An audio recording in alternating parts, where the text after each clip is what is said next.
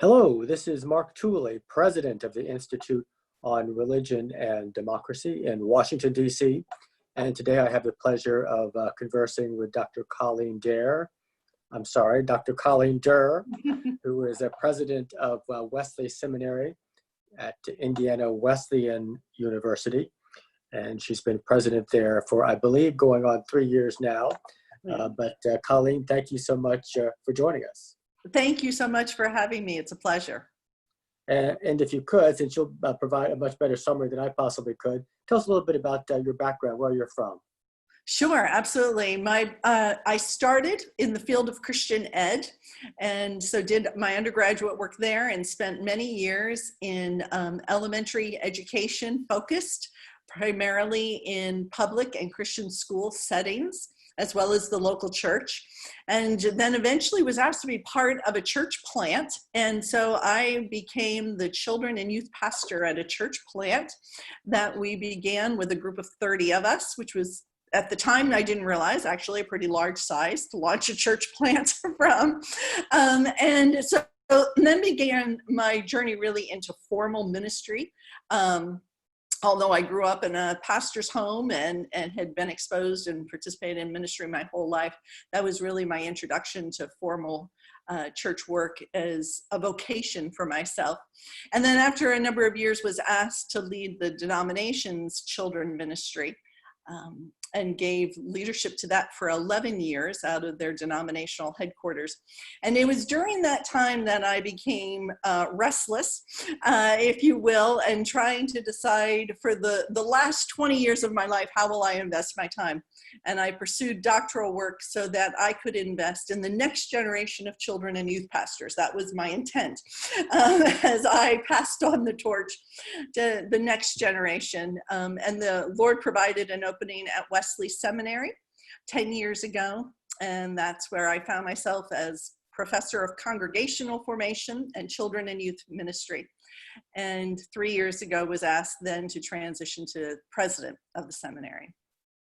Now, for those who are listening and don't know the background, Dr. Derr, of course, is ordained in the Wesleyan Church, a denomination as part of the wider Methodist family. And of course, her university and her seminary are tied to that denomination. If you could briefly just tell us a little bit about what is the Wesleyan Church? Yes, the Wesleyan Church is a relatively young denomination, having celebrated our 50th anniversary just a few years ago. And it was the coming together of two other denominations that had both been formed and founded out of the abolition movement, the women's suffrage movement, and the desire to see justice ministries provided to the least and the lost, typically in the urban areas. And so these two denominations who had been living into that calling came together in the 60s to form the Wesleyan Church. And so we have this beautiful heritage of being a holiness denomination with a focus on justice and acts of ministry, works of ministry. And what is the approximate U.S. membership of the Wesleyan Church today? Oh, wow. I should know that off the top of my head, but I'm afraid I don't. We have about 1,700 churches in the U.S. and more than double that globally. So our global population is much larger, actually, than our U.S.-based population. And is your seminary the chief and only seminary for the church in the U.S.? We are. The church in the U.S. Has 4 universities and then a 5th in Canada. And we're the only seminary for those schools as well as global Bible colleges around the world. And the only seminary serving the whole of them and the denomination. And in addition to the Wesleyan Church serving 65 other denominations as their seminary in part, either officially or unofficially through their ministers. And are a majority of your students pursuing ordination in the Wesleyan Church? About half of our students consistently for the past 10 years have been Wesleyan, Wesleyan Church, Wesleyan, with the other half coming from a really broad range of different denominations. What's a little unique in the Wesleyan Church is we don't require a seminary degree for ordination. So to be honest, most of our students that are Wesleyan have already completed ordination and have been serving in a local church in some capacity, sometimes for as much as 20, 30 years. And they just realize and recognize within themselves the need to go deeper and to have a richer experience. And so they come to us typically after some of that experience and after already having been ordained. Now, myself and many of our listeners are United Methodists, so of course they're familiar with Methodism, less familiar with the other Wesleyan denominations.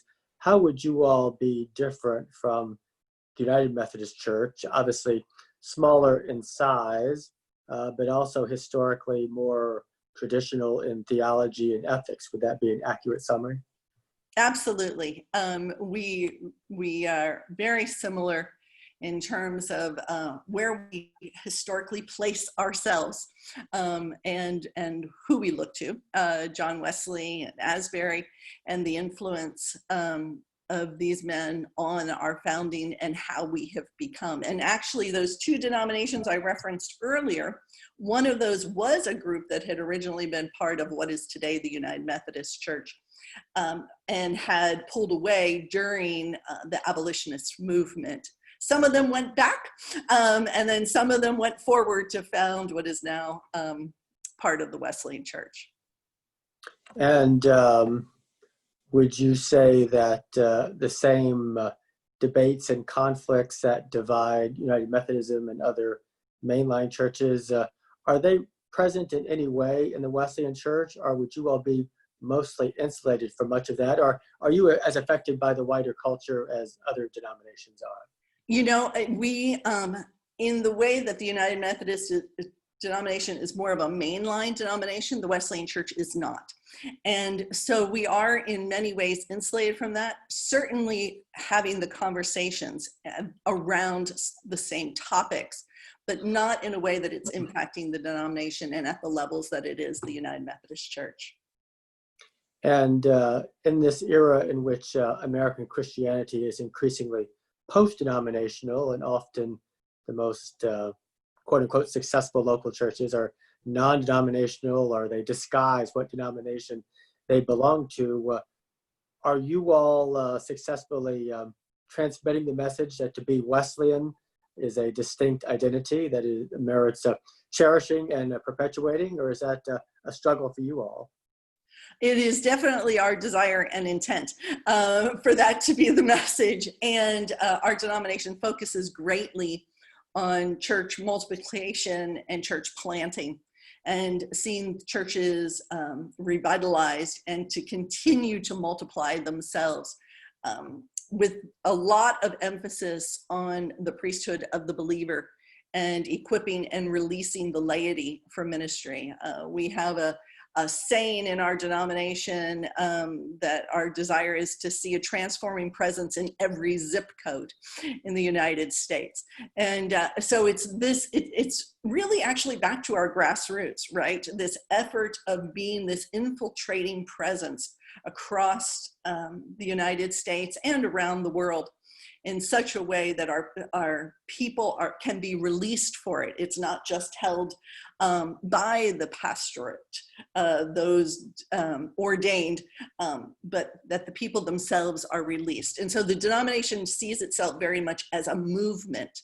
And we use that language of movement actually a lot more than we use the language of denominationalism. And do you think most of your students take seriously being a Wesleyan or a Methodist, or are they just more widely and generically committed Christians and evangelicals in some sense?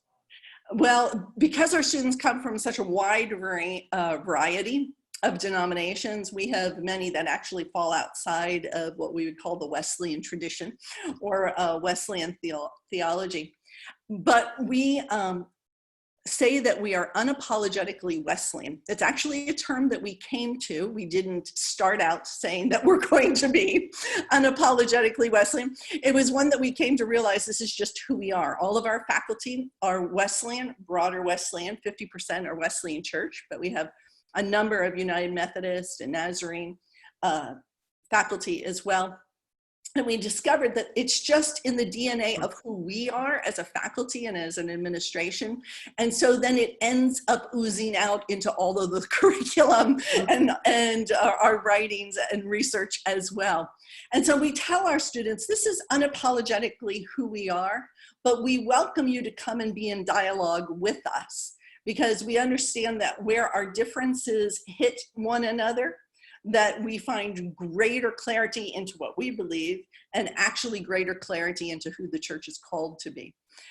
And because we believe that the Wesleyan spirit is a Catholic spirit, we find that our students, regardless of their denominational background, our students find themselves at home with us. And I find that to be a very good thing, not a compromising thing. Mm-hmm. But in a way that is very indicative of the Wesleyan spirit. American Protestant Christianity and evangelical Christianity intellectually tends to be dominated by the Reformed and the Calvinists. I often have the sense that we Wesleyans are not carrying our own weight. Perhaps I'm not appreciating all that's going on out there in Wesleyan intellectual life, but where do you think the wider Wesleyan movement stands intellectually, and is it ascending or descending, or is that yet to be determined?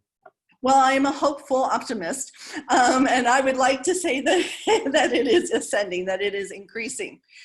There's no question that, as you say, the Reformed and Calvinist voices have been the dominant, coming from children's ministry and the background in Christian ed in the local church. That was something that I really wrestled with.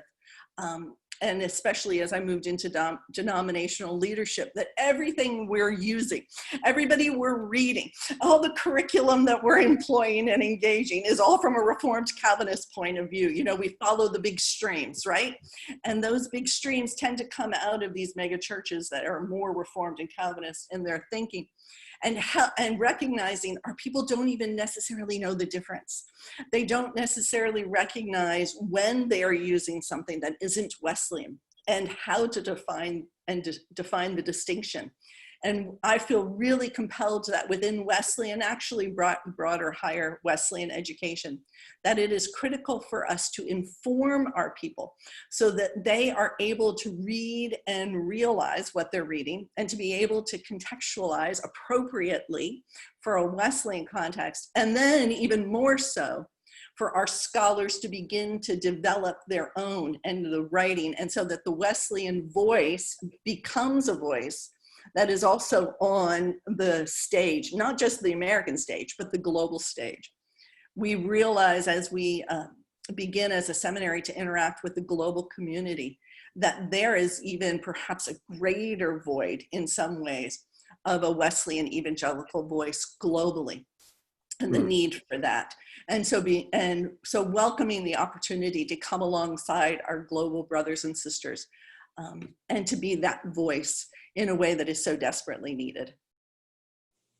I often both celebrate and complain that here in Washington, D.C., as in other large metropolitan areas that have undergone a sort of renaissance with so many young people coming back to the city, that and enjoying a great plethora of new church plants successful among millennials, almost all of which tend to come from the Reformed perspective, and where Wesleyans are much underrepresented. I can only think of one in Washington, D.C.